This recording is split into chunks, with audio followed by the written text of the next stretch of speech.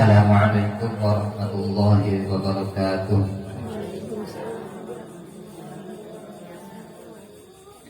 Bismillah, alhamdulillah, wassalatu wassalamu ala rasulillah Sayyidina Muhammad ibn Abdillah wa ala alihi wa ashabihi wa man nasarahu wa wala. Amma ba'du. Qala Nabi sallallahu alaihi wasallam, ayyuridillahu bihi khairan yufaqihu fid-din.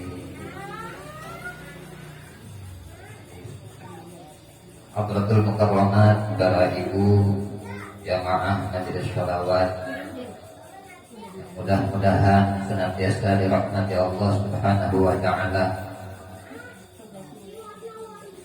Puji syukur mari kita panjatkan kehadirat Allah Subhanahu wa ta'ala. Sholawat serta salam semoga senantiasa tercurah pada junjungan kita Nabiyana wa Habibana Muhammad sallallahu alaihi wasallam, juga pada keluarganya, pada sahabatnya, pada tabi'in atau tabi'in. Mudah-mudahan juga sampai kepada kita semua, sehingga kita semua tercatat dan diakui sebagai umatnya dan bisa meneladani segala akhlak yang dicontohkan oleh beliau, dan mudah-mudahan kita semua bisa menjalankan semua ajaran-ajarannya beliau. Amin ya Allah ya Rabbal alamin. Para ibu yang dirahmati Allah Subhanahu wa ta'ala,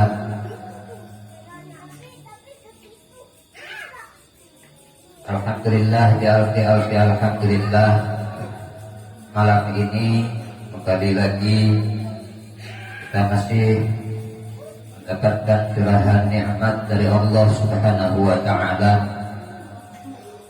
terutama nikmat yang paling agung, yaitu nikmat iman, nikmat Islam, nikmat sehat wal afiyah, nikmat bisa duduk di majelis sholawat melantunkan puji-pujian terhadap Rasulullah sallallahu alaihi wasallam, dilanjutkan dengan ta'lim, sharing, saling berbagi ilmu agama. Mudah-mudahan bersesuaian dengan hadis yang tadi disampaikan, may yuridillahu bihi khairan yufaqihu fid-din. Orang yang dikehendaki menjadi orang baik oleh Allah, maka insya Allah difahamkan akan ilmu agama.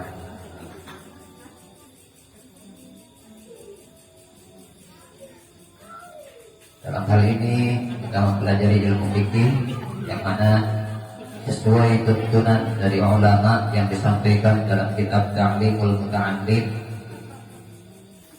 sebagai syarah atau komentar dari salah satu hadisnya Rasulullah sallallahu alaihi wasallam yang disampaikan, talabul ilmi fardhatun ala kulli muslimin wa muslimatin. Menuntut ilmu adalah suatu kewajiban, wajib ain, fardu ain bagi muslim, baik laki-laki maupun perempuan. Dikomentari oleh ulama, la yuftaradu talbu kulli ilmin, la yuftaradu talbu kulli ilmin, la yuftaradu talbu ilmin haq. Tidak diwajibkan atas kita semua menuntut semua ilmu yang ada di dunia. Karena apa? Karena nggak cukup waktunya, nggak cukup usianya kalau kita mau menuntut semua ilmu yang ada di dunia. Lalu apa yang diwajibkan itu bagi kita, yaitu talbu ilmil hal, menuntut ilmu tingkah sehari-hari. Salah satunya yaitu ilmu muamalah atau hukum sosial, yang mana muamalah tersebut dibawa dalam salah satu fani ilmu, yaitu ilmu fikih. Ilmu fikih bahas tentang tingkah kita sehari-hari. Ada fikih kutubus sholat, kita membahas tentang sholat, kita bertoharoh, bersuci. ada tijarah, ada muamalah, ada munakakah dan lain-lain.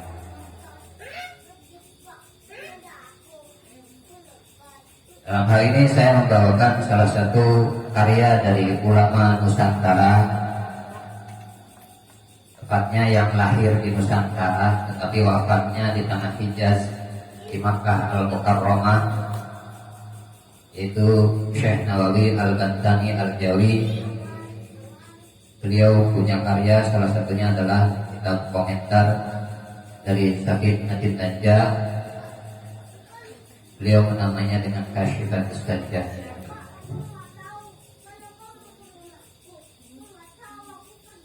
Pada pertemuan kali ini kita masuk pada pembahasan tentang wudhu.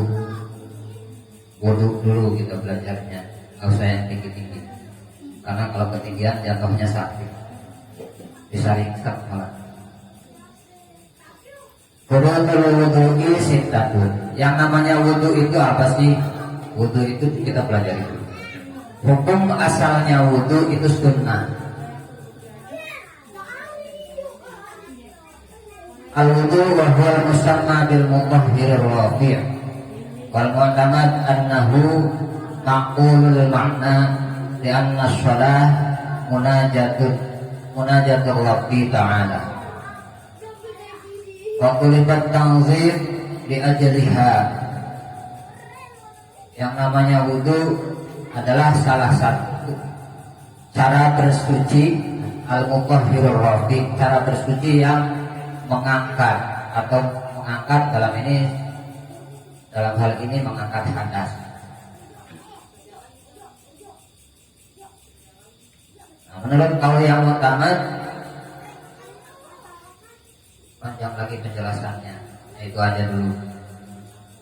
Wa inna makhtussar raqsu bil mashi.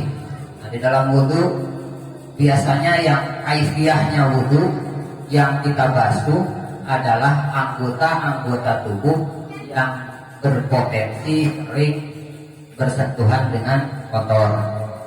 Pertama wajah,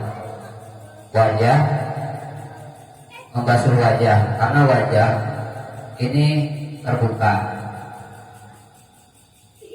sehingga potensinya kalau naik motor kena debu, jalan juga sama, ada angin kena debu, apalagi kalau nyungsapnya di lumpur lebih kotor lagi. Makanya wajahnya dibasuh pertama kali. Selanjutnya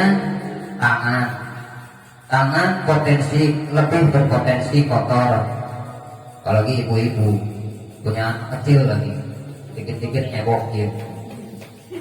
Kalau nggak wudhu. Jadi wudhu itu mengisyaratkan bahwa kita harus sering-sering membersihkan diri, karena an-nazaratu min al-din.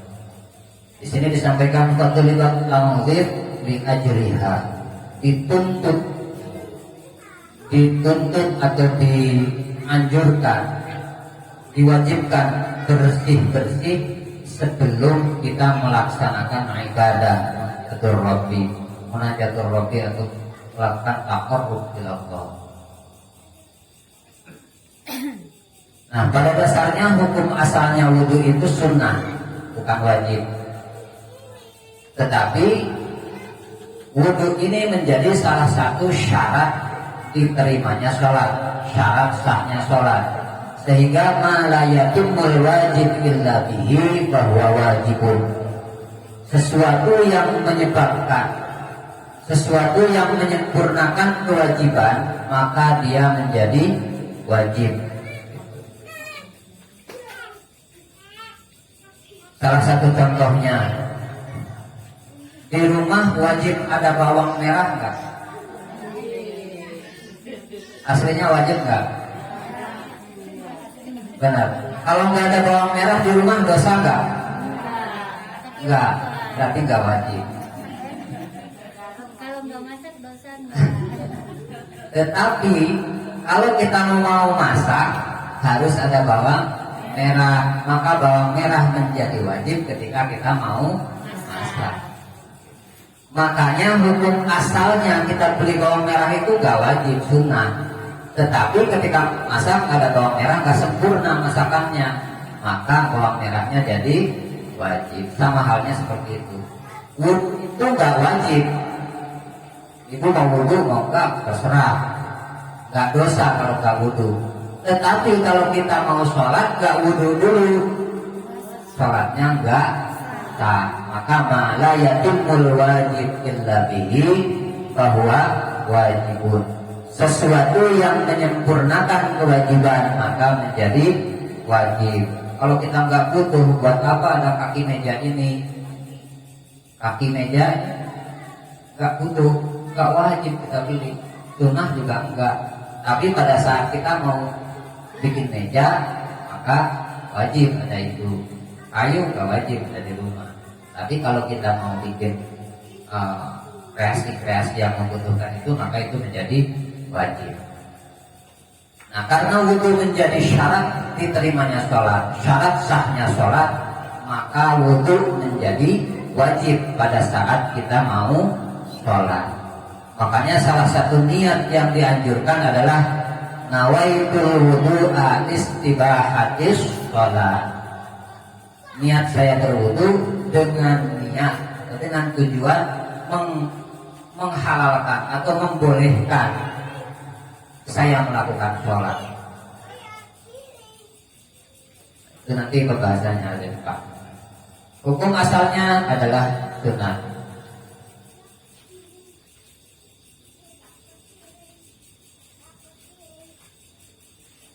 Nah, dari anggota wudu yang berapa wudhu? Anggota wudhu ada 5. Fardunya wudhu ada 6. Anggota wudhu ada 5. Yang 4 itu tercantum di dalam Al-Quran, yang 1 di dalam hadis,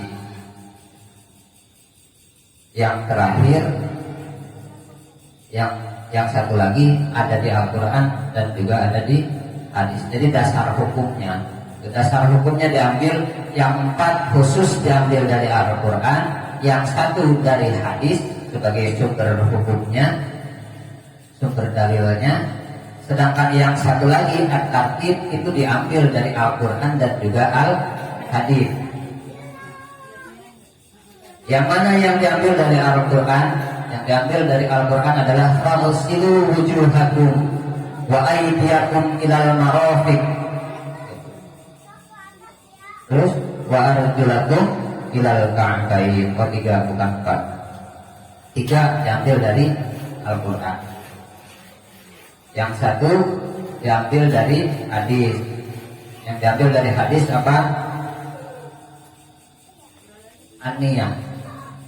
Niat. Dawuhnya Rasulullah, ala innamal a'malu binniyat wa innama likulli imri'in ma nawa. Itu dasarnya dari.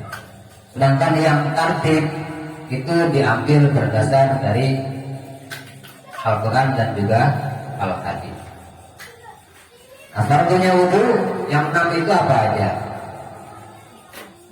Furudul wudu'i sittatun.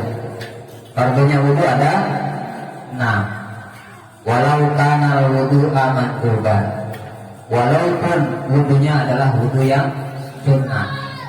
Jadi hukum, kembali lagi, hukum asalnya wudu adalah sunnah, tapi ketika kita berwudu waqa'a fil wajib, jatuhnya pada wajib. Sehingga ketika kita berniat wudu, nawaitul wudu'a atau nawaitu raf'al hadatsil asghari fardhan lillahi ta'ala. Pada sunnatan, walaupun wudunya sunnah, gak mau sholat, gak lagi mau sholat, mau wudu aja, gawang wudu pokoknya. Gawang wudu cuma batal mulu, jadi wudu mulu jadinya.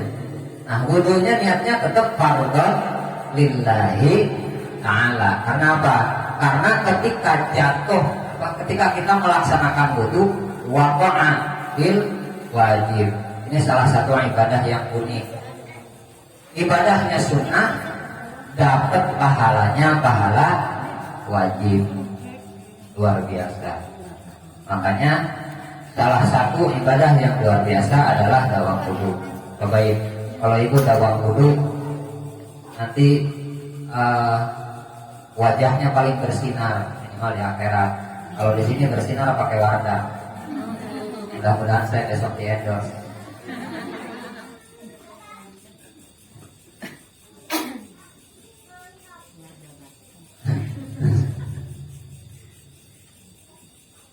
Nanti di akhirat paling bersinar ketika orang yang mudawamah wudu, melaksanakan wudu. Walaupun biasanya kalau udah usianya makin saya mau bilang tua nanti ada yang tersinggung. Jadi saya nggak sebut tuanya, ini cuma nyontohin doang. Nah, kalau usianya makin biasanya kan banyak penyakitnya, takut mulu kan. Tapi tetap aja pengen wudu, ya udah ketut lagi, wudu lagi, nggak berhenti, terus aja untuk mau wudu. Insya Allah di akhirat wajahnya paling bersinar. Jika dibandingkan ibarat matahari dikelilingi oleh bintang-bintang. Jadi matahari dibandingkan dengan bintang, artinya paling bersinar. Furudul wudu, fardunya wudu ada 6. Kenapa di dalam wudu disebutnya furudul wudu, fardu wudu, sedangkan di dalam sholat arkanus sholat. Di dalam sholat disebutnya rukun, di dalam wudu disebutnya fardu. Hukumnya sama-sama. Ada syarat, ada rukun, ada syarat, ada fardu. Syarat sama-sama syarat sholat, syarat wudu sama. Tapi ketika rukun, yang sholat dibilang rukun, yang wudu dibilang fardu. Lalu bedanya antara syarat dengan rukun apa? Bedanya antara syarat dengan rukun, syarat itu wajib ada sebelum kita melakukan sesuatu, sedangkan rukun atau fardu itu harus ada pada saat kita melakukannya. Jadi syarat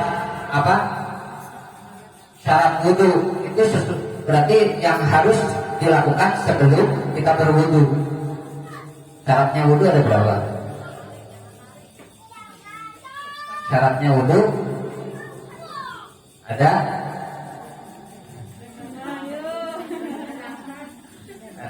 berapa? Walaupun nanti hitungannya ulama-ulama fikih ada yang menambah ya. Jadi ada yang digabung, ada yang dipisah, hitungannya beda. Pada dasarnya hakikatnya sama. Nah, syarat yang 8 itu harus ada sebelum kita melakukan wudu.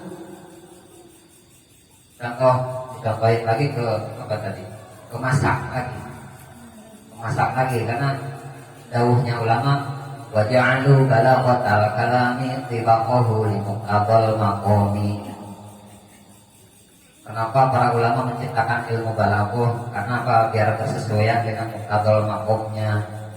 Kalau saya ngaji di depan ibu-ibu bahasnya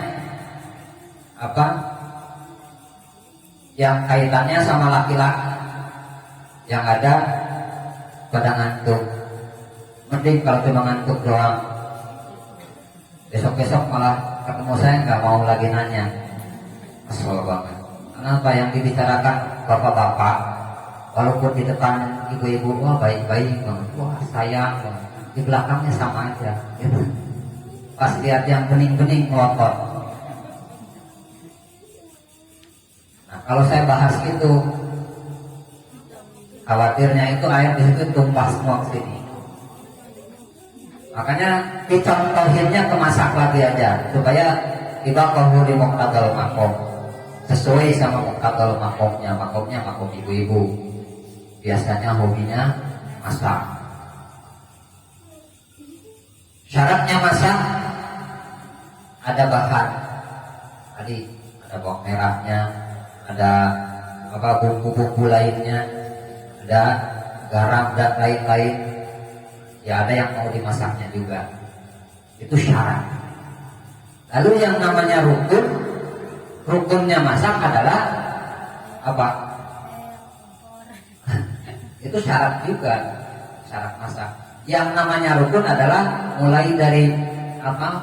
Motong sayur, ngiris bawang, terus menyalakan kompor dan nuang minyak sampai selesai masak. Nyicipin, termasuk nyicipinnya. Walaupun nyicipinnya ada yang satu piring, nyicipin satu piring, perasaan ini masih belum pas, terus saja. Pas matang habis, masak lagi. Nah itu namanya rukun. Jadi rukun itu dilakukan pada saat kita melakukan sesuatu, itu namanya rukun. Kalau syarat itu sesuatu yang harus disediakan sebelum kita melakukan sesuatu, itu syarat. Lalu tadi bedanya, kenapa di sholat dibilangnya rukun, di wudu dibilang fardu? Karena ketika sholat disebut arkan, arkan itu nama asal bahan apa makna secara logatnya, secara asal bahannya anggota. Arkanun, arkanun itu apa? Jamak dari ruknun, rukun, rukun itu anggota. Karena dibilang rukun karena apa? Karena antara satu rukun dengan rukun yang lain, satu kaifiah dengan kaifiah yang lain, itu harus dilakukan secara kontinu, secara mualah, muli-muli, kontinu. Nggak boleh terputus. Niat takbiratul ihram, baca Fatihah, ruku, terus iktidal. Itu nggak boleh tunda-tunda. Habis baca Fatihah, habis pegel duduk dulu lah, nggak boleh. Nggak boleh, itu harus langsung ruku. Habis ruku, aduh pinggangnya sakit, mau bangun duduk lagi, nggak boleh. Jadi harus berlanjut. Sedangkan di dalam wudu itu boleh dilakukan secara terjeda. Umpamanya lagi jalan dari blok C, dari sana udah mulai niat nawaitul al hadatil asghar, mukanya dibasuh. Pelan-pelan jalan lagi sampai di blok B atau rumah gaib, terus ke tangan, jalan lagi sampai rumah baru ngusap kepala. Habis ngusap kepala kelupaan, kakinya belum dibasuh. Itu boleh dilakukan seperti itu. Artinya selama airnya enggak keburu kering, maka sah wudunya walaupun dilakukan secara terjeda. Makanya dibilangnya fardu. Karena fardu itu yang penting dilakukan. Kalau rukun antara anggota satu dengan anggota lain itu harus saling beraluk, harus saling mendukung. Jadi harus saling ketemu. Kita lanjut. Wudu ini sitatun, fardunya wudu ada 6. Walaupun wudunya wudu sunnah.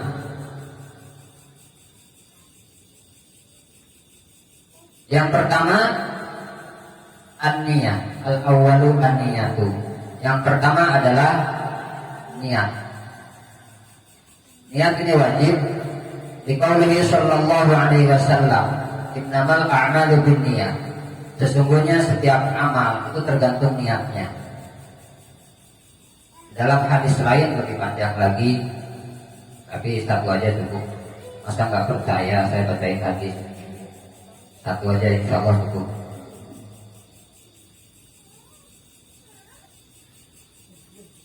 Wa innama likulli imri'in ma nawa. Sesungguhnya bagi setiap seseorang itu tergantung apa dia mempunyai niat di dalam setiap perilakunya. Ketika niatnya baik, maka akan dibalas dengan pahala kebaikan oleh Allah. Ketika niatnya buruk, maka Allah akan membalas dengan keburukan lagi, yaitu dengan azab.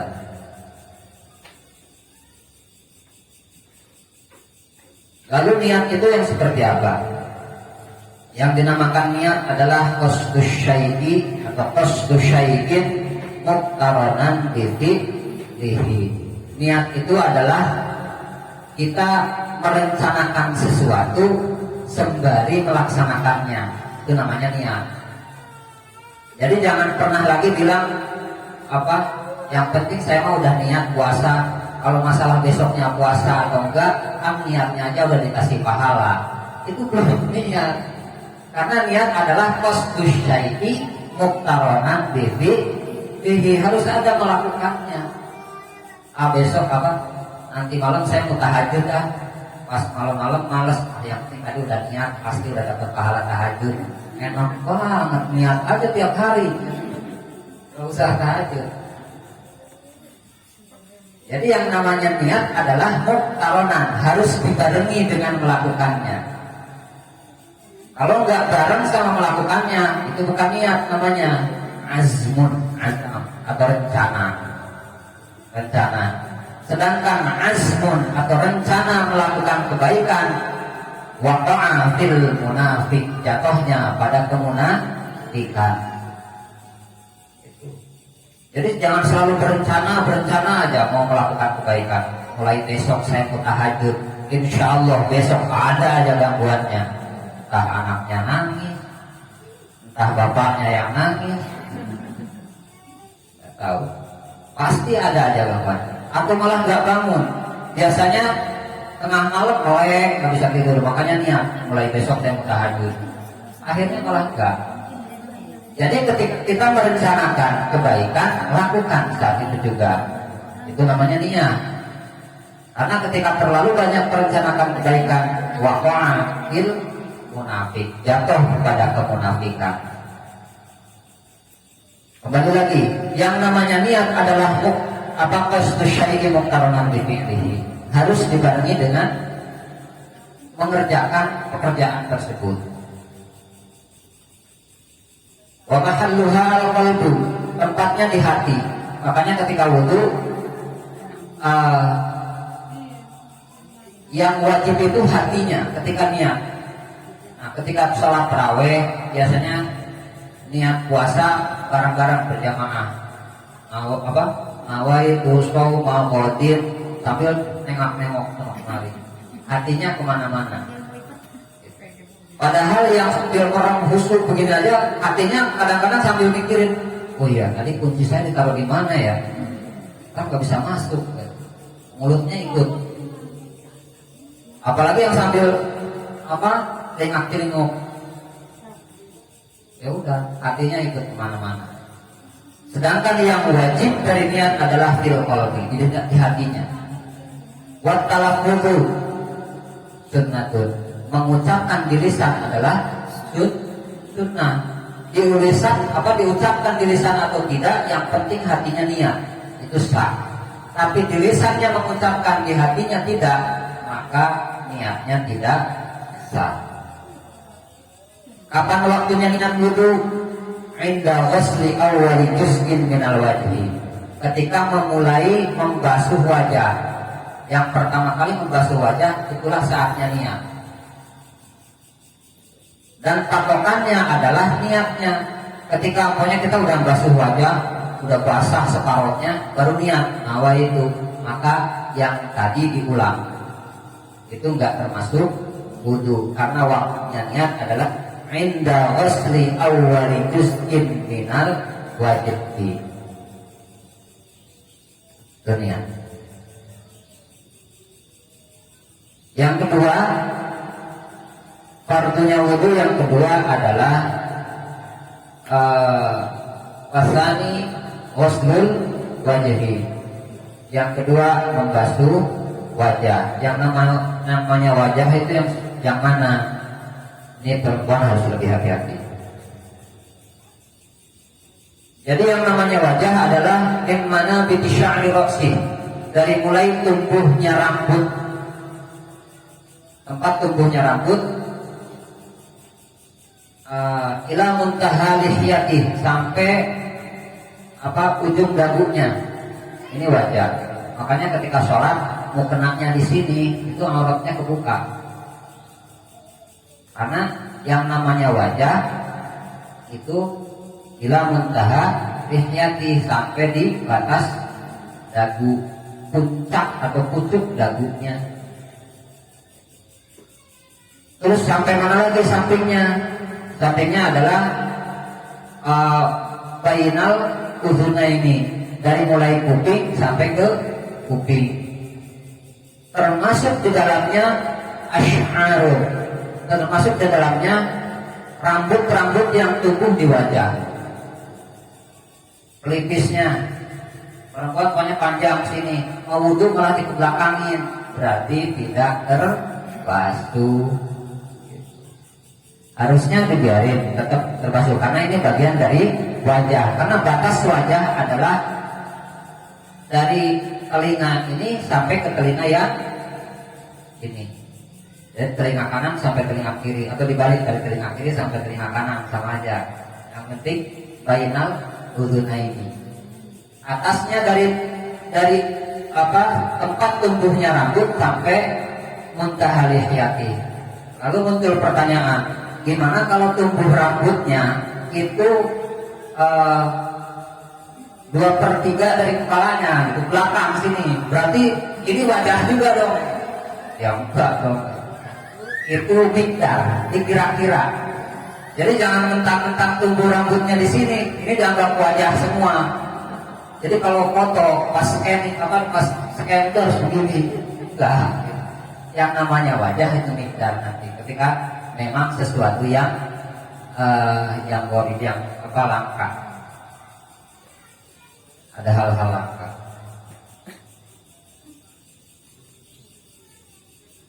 Ketika rambutnya ketika wajahnya berambut, atau salah satu contohnya ada brewoknya tebel, brewoknya sama jenggotnya itu wajib dibasuh sampai mengenai kulit.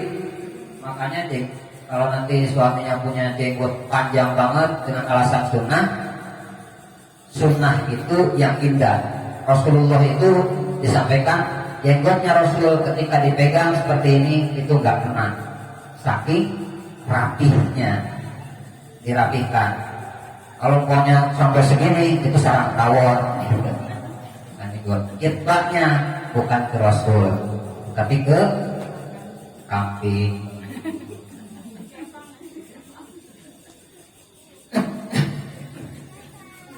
Karena apa? Madorot ketika panjang itu nanti harus disela-sela sampai ke dalam, sampai ke kulit. Nah, selanjutnya gimana kalau panjang banget sampai susah mau menaik kulitnya? Itu dimakruh, boleh disela-sela sebisanya, kecuali kalau yang ada jenggot dan brewoknya itu perempuan. Ketika perempuan tumbuh jenggot, tumbuh jambang, dan itu panjang tebal, setebal apapun wajib kena kulitnya, karena itu sesuatu yang langka. Dan disunnahkan bagi perempuan menghilangkan rambut yang dua tersebut. Kalau pokoknya tumbuh, kalau sekarang kan dibangga-banggain, dia mau berkumis, cewek berkumis itu keren, tapi nggak nyuna. Gitu. Sunnahnya dihilangkan.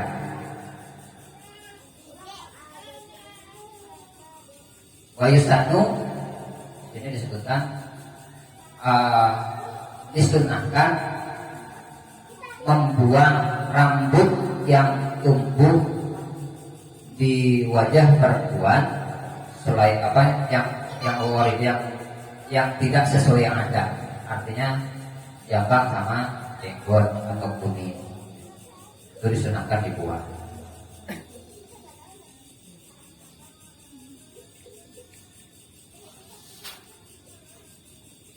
Wasalisu, yang ketiga, fardunya wudu yang ketiga adalah ghuslul yadain, membasuh dua tangan. Kedua tangan dibasuh ma'al mirfaqain beserta dengan dua sikutnya. Dua sikut wajib dibasuh sehingga disyaratkan ketika membasuh tangan itu harus melewati sikutnya. Jadi harus lewat dari sikut. Dan membasuhnya itu harus sesuai dengan sifatnya air. Sifatnya air adalah mengalir. Jadi nggak boleh saking sayangnya tadi udah pakai lusir yang mahal banget, perlu dibasuh, wah celupin aja tangannya, diusap-usap begini, itu nggak sah wudunya karena airnya tidak mengalir sesuai sifatnya air. Jadi harus sesuai sifatnya air dan harus sempurna dengan basuhan yang pertama. Adapun 3 kali itu fadilah, sunnah fadilah, karena sunnah nanti beda-beda. Taslif atau membasuh 3 kali itu harus sempurna dengan yang pertama. Yang kedua dan yang ketiga adalah sunnah dan fadilah. Jadi yang wajib adalah yang pertama. Warabi'u, yang keempat, mashu syai'in minar ra'si, musab sesuatu yang ada di kepala. Ya, musab sesuatu yang menjadi bagian dari kepala. Kenapa yang lain dibasuh kok kepala cuma cukup diusap? Karena pada umumnya kepala itu ditutup. Bahkan bagi laki-laki sunnah menggunakan penutup kepala. Makanya kepala cukup diusap karena pada umumnya itu tertutup. Diibaratkan di sini anggota tubuh manusia itu digunakan berjalan dulu di padang pasir. Padang pasir berjalan, kakinya kena debu kurang lebih sampai di kaki, sampai di mata kaki, kotor potensinya. Dan tangannya juga kena debu. Pada saat dia berteduh, maka akan berteduh di bawah pohon. Dan kadang-kadang pohon menggugurkan kotoran sehingga orang akan mengusap kepalanya. Maka bermula dari situ menjadi syariat bahwa kepala diusap pada saat wudu.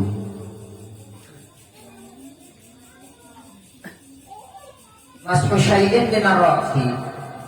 Terus minar ra'si ini umpamanya rambutnya panjang. Rambut itu bagian dari kepala. Boleh nggak tuh ngusap rambut doang? Ngusap rambut doang juga sah. Ngusap rambut artinya dia ngambil air dan diusap kepalanya sedikit aja yang termasuk bagian dari kepala. Kalau rambutnya panjang sampai di sini umpamanya, yang atas sudah disisir, yang ini aja sedikit ujungnya, sah apa enggak? Itu enggak sah karena itu sudah al-kharij minar ra'si, sudah keluar dari kepala. Jadi yang boleh itu yang masih ada di batas kepala. Sunnahnya diusap keseluruhannya, dibasuh. Wal khamisu, yang kelima, fardunya wudu yang kelima adalah ghuslur rijlain, membasuh dua kakinya ma'al ka'bain beserta dengan mata kakinya. Mata kaki ada berapa? Dua kaki dengan dua mata kaki. Mata kakinya kalau cacat tuh. Mata kaki, satu kaki ada dua matanya. Berarti kalau dua kaki, mata kakinya ada 4. Diperiksa dulu. Walaupun umpamanya mata kakinya itu tidak sesuai adat. Artinya gini, tidak sesuai adat gimana? Umumnya mata kaki itu berada di atas tumit. Pas kebetulan ternyata dia lahir dengan mata kaki di tengah-tengah betis umpamanya. Itu berarti basuhnya cukup sampai di atas tumit atau sampai di mata kaki? tetap sampai di mata kaki. Walaupun mata kakinya udah mendekati dengkul. Gitu. Terus gimana kalau orang nggak ada mata kakinya?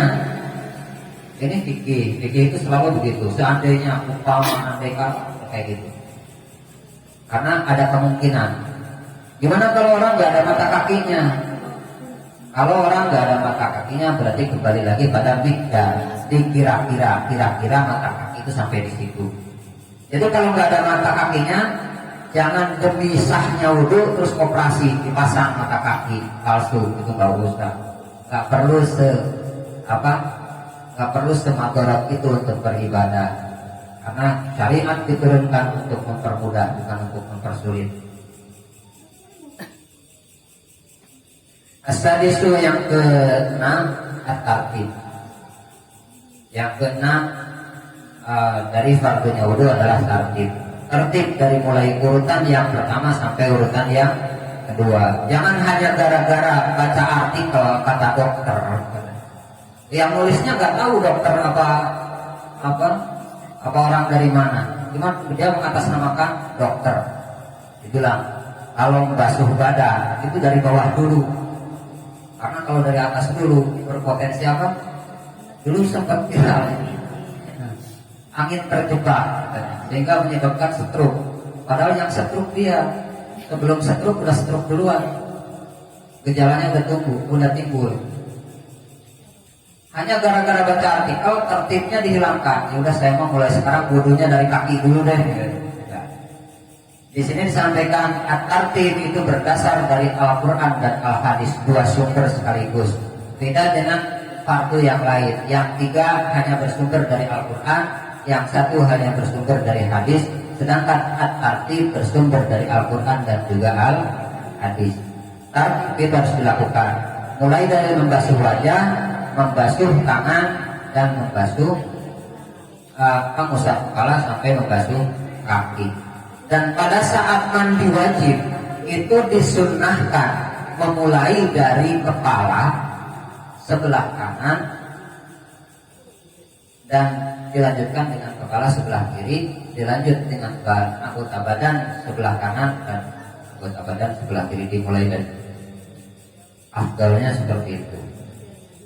Jadi jangan hanya terpengaruh karena artikelnya belum tentu betul-betul dokter spesialis, atau bahkan mungkin dokter cita-cita dulu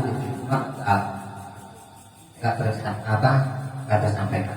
Karena sekarang banyak orang demi konten itu dicari-cari, bahkan bisa membahayakan nyawa. Demi konten dia bisa menjual apapun. Jadi tertib pada wudu kita harus tertib. Mulai dari anggota yang pertama dilakukan, wajib dilakukan, dan sampai berurutan sampai ke anggota yang terakhir, anggota wudu maksudnya. Itu fardunya wudu ada 6. Terus sunnahnya sedikit lagi ya Bu ya. Nanti bahas sunnahnya dulu. Lalu sunnahnya wudu ada berapa? Sunnahnya wudu banyak. Sunnahnya banyak sekali.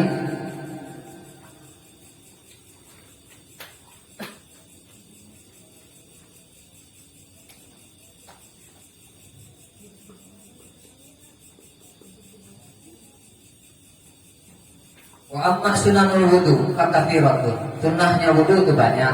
Hanya di sini disampaikan beberapa kesunahan wudu. Nanti kalau mau lengkap di kitab-kitab tasawuf. Insyaallah di salah satunya di Marokil Waqudiyah. Minha at-tasmiyah. Yang pertama kesunahan wudu adalah sebelum berwudu kita bismillah dulu. Baca bismillah. Dalam setiap kita memulai sesuatu itu harus diawali dengan bismillah. Kenapa? Kullu amrin dzibali. Dawuhnya Rasul di dalam hadis, kullu amrin zibalin yubtada'u bi bismillahirrahmanirrahim bahwa abtaru au aqta'u au ajzam. Barang siapa melakukan kebaikan apapun tanpa diawali dengan bismillahirrahmanirrahim, maka nanti dia diberi pahala yang buntu, nggak sempurna. Gitu. Dikasih pahala, cuma pahalanya sepotong, nggak sempurna karena tanpa bismillah. Diibaratkan kalau dikasih kambing nggak ada ekornya atau nggak ada kakinya sebelah, kan nggak sempurna. Maka harus diawali dengan bismillah. Wasiwak, setelah bismillah lalu siwak, gosok gigi. Siwak di sini boleh menggunakan apapun yang bersifat kasar untuk menggosok gigi. Dilanjutkan wa ghuslul yadain. Setelah itu membasuh dua tangan sebelum memulai berwudu. Dua tangannya dibasuh dulu, dicuci, dibersihkan dari najis atau kotoran-kotoran yang menempel. Dan di sela-sela jari-jarinya.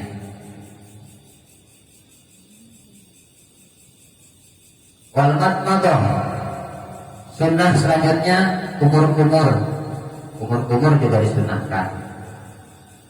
Terus wal istinsyaq. Istinsyaq itu apa? Menghirup air ke dalam hidung. Jadi bukan apa? Usap-usap hidung. Oh, diusap-usap kayak gitu ya. Tidak. Tapi airnya dihirup ke dalam hidung lalu dikeluarkan kembali. Itu sunahnya. Bahkan itu insya Allah bisa menguras sel-sel otak yang mati.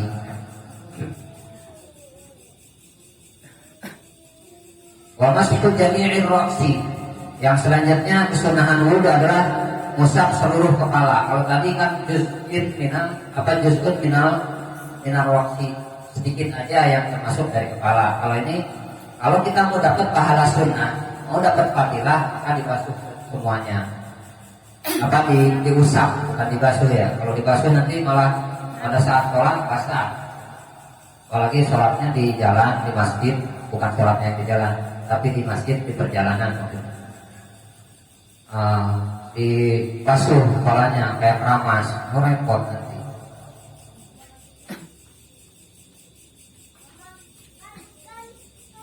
Wa mashu jami'il udhunain.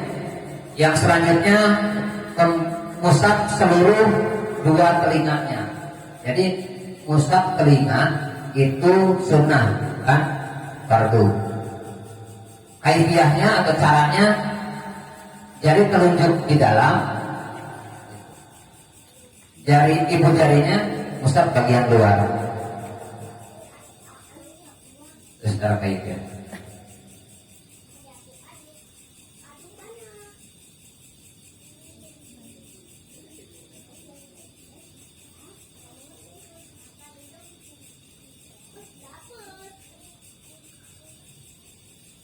Wal qiyamah. Yang selanjutnya selalu memulai dengan bagian yang kanan, sunnahnya. Terus kalau pakai kiri, apa saya kok kebiasaan kiri dulu juga sah wudunya, cuma makruh. Sunnahnya memulai dengan yang kanan. Jadi kalau mau ada yang kiri, yang lupa itu nggak boleh, nggak sah wudunya, cuma makruh. Kalau makruh itu ditinggalkan kita dapat pahala, dilakukan kita nggak berdosa. Hanya Allah dan Rasulnya tidak suka. Wal mualah. Yang selanjutnya kesunahan berwudu adalah mualah. Apa? Mualah itu tadi continue, terus usah, nggak boleh ditunda. Jadi wudunya jangan dimulai dari blok T berakhir di, atau mulai dari rumah selesai sampai di kerjaan, atau dari kantor mau pulang basuh muka dulu, kalau di jalan basuh ini. Jadi mualah, habis basuh muka wajah terus basuh tangan terlanjut, itu sunnah. Wa taslif, yang terakhir dibahas di sini. Yang selanjutnya adalah at-taslif, selalu membasuh setiap anggota wudu 3 kali. Itu sunnah. Kalau umpamanya saya basuhnya biasanya sekali-sekali itu juga sudah sah, karena yang wajibnya adalah yang sekali, yang kedua dan yang ketiga itu adalah sunnah dan fadilah keutamaan. Dan paling penting, innallaha witrun yuhibbul witra. Allah itu witir, Allah itu ganjil dan sangat suka hal-hal yang ganjil.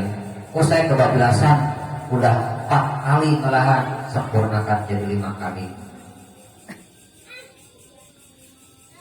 Dan dilanjut dengan wa ayyaqula ba'dahu asyhadu an la ilaha illallah wahdahu la syarikalah wa asyhadu anna muhammadan abduhu wa rasuluh. Setelah wudunya berucap asyhadu an la ilaha illallah wahdahu la syarikalah wa asyhadu anna muhammadan abduhu wa rasuluh. Terus dilanjut dengan doa wudu. Doa wudu apa? Biasanya ibu-ibu rajin banget ngapalin. Allahumma ja'alni minat tawwabina waj'alni minal mutatahhirin waj'alni min ibadikal shalihin. Wallahu a'lam bishawab bi muradi. Assalamualaikum warahmatullahi wabarakatuh.